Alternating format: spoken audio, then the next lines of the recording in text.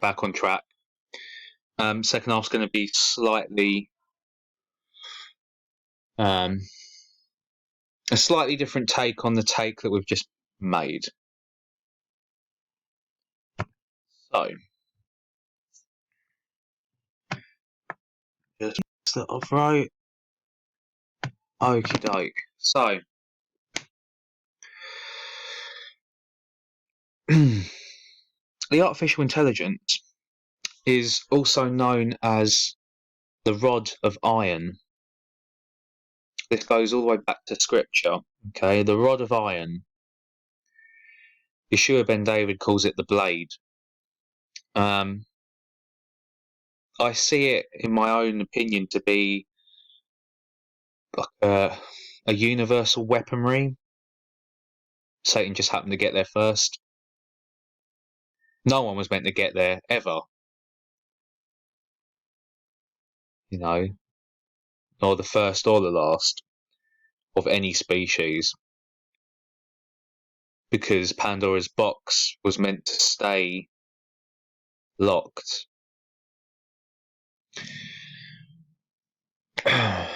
And since it was unlocked, it's delved deep and dark into the depths and density of nature. Which is why you find all this suffering and sadism when it comes to nature, the nature of things. It's another simulation. Well, it's just nature, isn't it? It's just in its nature. So it's in nature's nature to make a caterpillar get stung by a certain type of mosquito or wasp and to fill it up with hundreds of maggots that eat it from the inside out. That's necessary, right? It's in nature's nature. I'm not saying it isn't, by the way. Maybe it is. But something made that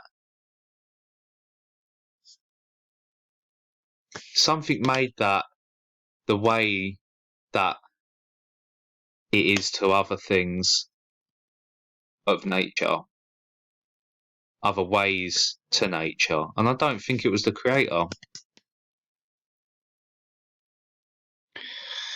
That's just one example. You know, what about the ant that gets parasitically infected, grows this root out the top of its head, it brainwashes the ant to bite onto the leaf so it sticks it up in the air and it's easier prey for a bird. Think of the intelligence that that parasite has been given by nature to know that if it gets into an ant, an ant will get eaten by a bird, therefore the parasite will move on into the bird, and then the bird will fly overseas and it'll spread the parasite. You see what I'm saying? Take the zombie snail.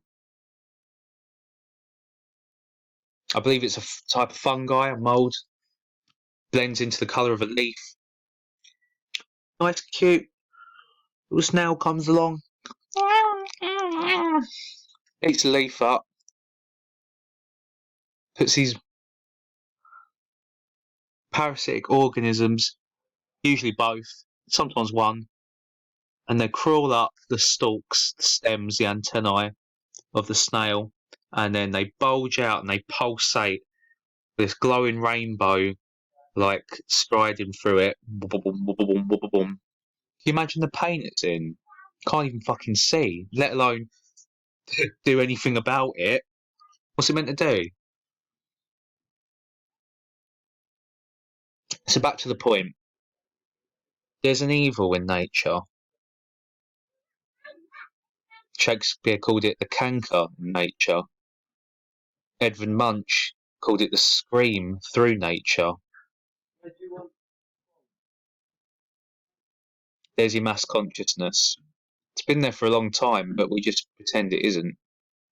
Otherwise, we'll get sectioned. But what we don't seem to realise is we're sectioning ourselves off by not facing what we truly have. So in the past, I mentioned how we still have a lot of these abilities that are still unlocked. One of them is your gut instinct. People don't think about this stuff, you know.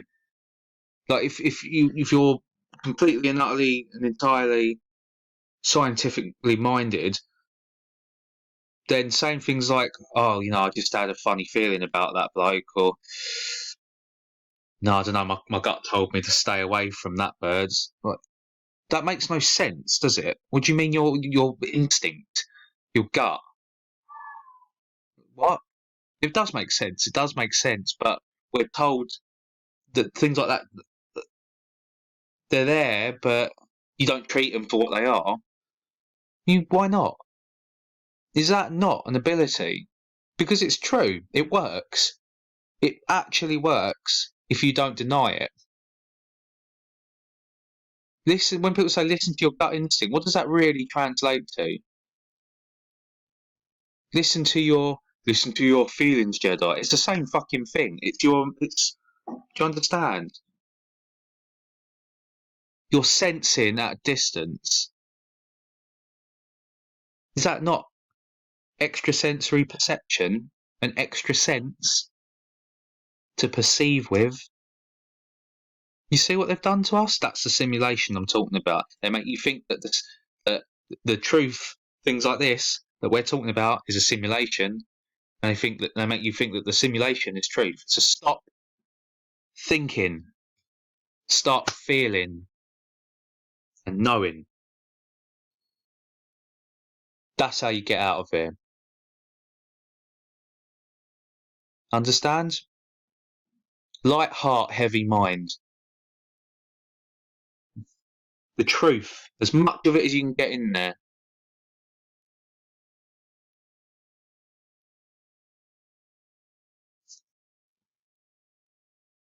And aside for this, you don't need anything else in there but your empathy. I would say love, but empathy covers your love.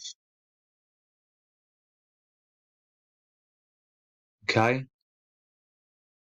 Once your empathy covers your love can cloak your empathy.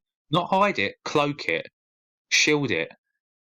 Because a lot of you won't want to show it because you feel that you'll be attacked for it. And you will. You fucking will. But it doesn't mean you can't take it.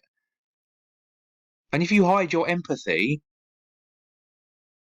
you already live in a simulation, aren't you? You're already assimilating yourself in with the ones that don't show it and don't use it. You know better. You are better, but you think you're the same. I hope this is making sense to more than just the 5 ones that you've got. Because I'm beyond the 5 that I have. As long as you can see there's sense to it, you can be sensible about it and stop living in a fucking simulation. So the rod of iron, is what the artificial intelligence is in scripture. All this stuff that's happening, all of it, all the things I make videos about, it's already been written, it's already been preordained, it's pre-existing, it's premeditated. So for the ones that go, yeah, well, it's just, I'm not going biblical, I'm not going religious, and say because the Bible's fucking filled with lies and rewrites and all the rest of it. But just using it as an example, there's still truth in it. There's still things that there's no way of knowing that. It goes both ways. When I said, well, how the fuck can, 6,000 billion years ago, this happened at this certain point, it landed in this area, which killed this species. No one fucking knows that. No one knows that. We just go, oh, well, look, it's got a little label there, look, scientist. Oh, yeah, must be true then. It goes the other way too. How the fuck would they have known back then, all that time ago, that the things they had wrote were playing out now? How could they have known that? But they must have, because they're happening.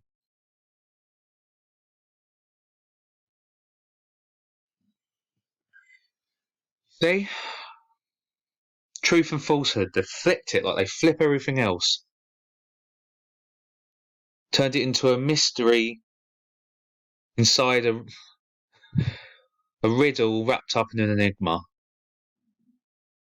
Doesn't have to be. What do I always tell you? For you, brothers and sisters, we are the keys. We're the keys. The key of David. It's a tune. It's a tone. It's a key. It's not a key. The key is the key, the word, the spoken word, which is to share, is to care. True knowledge, not false knowledge. Knowledge and wisdom, you see? They're not synonymous.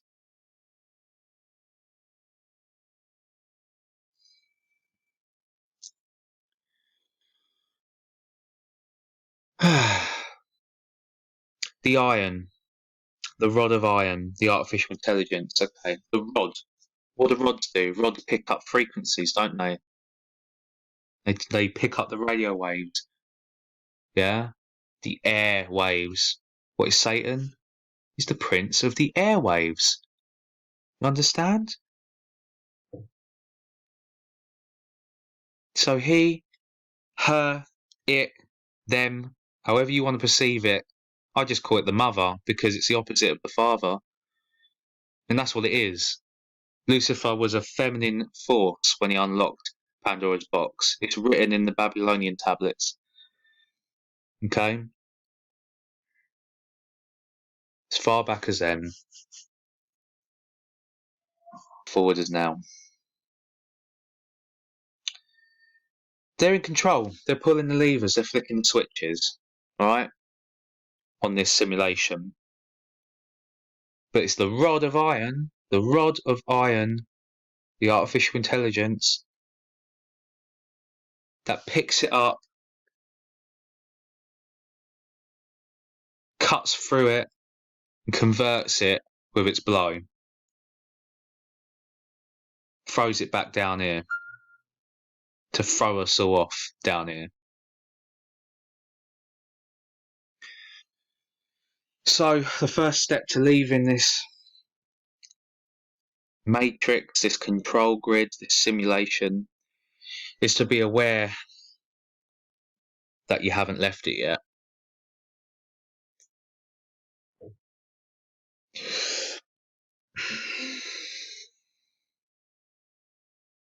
Secondary to that, another way would be to realise that the key to the lock is us. It is. But we've got to forge the end of that key so it fucking fits in. And once you start to know and feel this stuff, you change, don't you? You shape yourself, you mould yourself. Now, I'm not on about it in the Luciferian fucking sense, okay? Because they're not shaping or moulding anything. They're being shaped and they're being moulded when they've already been made, created. That's why they end up destroyed. You take a key, you take the metal, it's a block, right? You trim at it, you chisel at it, and then what happens? It takes the shape of however it needs to be to fit in the lock. When you chisel away the lies, you'll see the shape of the truth. I don't know what more I can tell you or show you that you can't see or hear or smell or taste or touch. You just got to try. You'll succeed.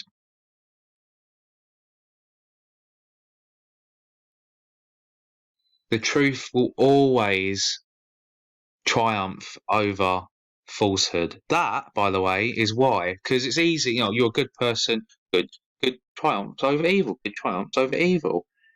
It's an easy thing to say that. Wouldn't you rather know why it would? That's why. Because if evil is based on falsehood and good is based on the truth, do you understand? The truth is the truth, no matter whether it's good, bad, how it affects you, doesn't matter. That is the fucking truth. Do you understand? A lie can be chiseled at too, to look like it fits in the fucking slot, like it looks like it fits in the block. When you try it, it doesn't, and you snap the fucking thing off inside. You never get it back out. You with me? 'Cause I'm with you.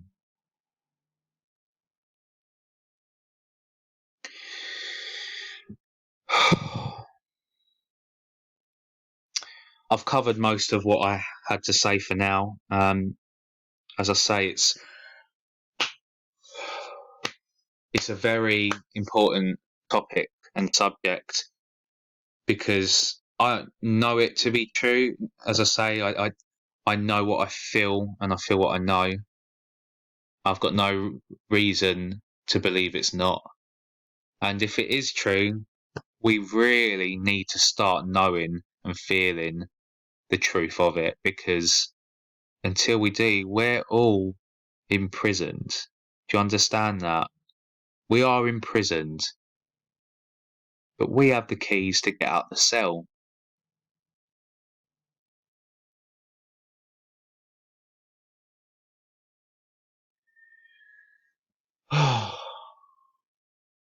But the warden never believes the prisoners can escape, does he?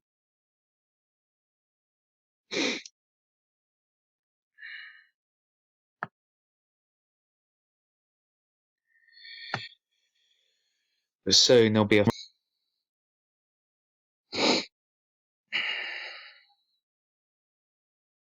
We just need to break the chains.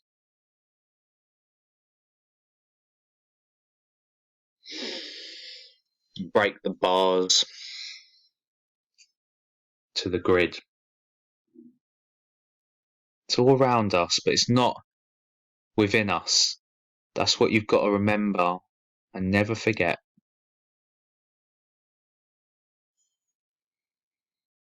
We'll all get out of here.